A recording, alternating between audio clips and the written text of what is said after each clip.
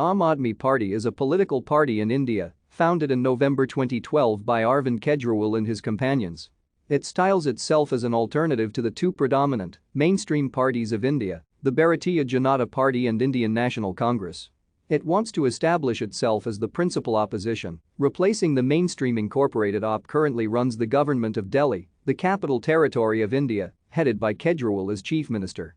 It has held the majority in the Delhi Legislative Assembly since the 2015 election, limiting BJP to a few seats and pushing the incorporated entirely out of the legislature.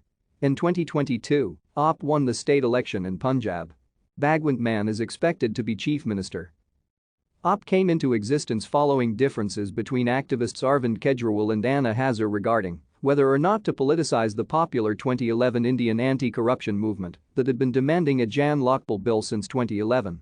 Hazare preferred that the movement should remain politically unaligned, while Kejriwal felt the failure of the agitation route necessitated direct political involvement. Thank you for watching. Like and subscribe if you would like to view more of our videos. Have a nice day.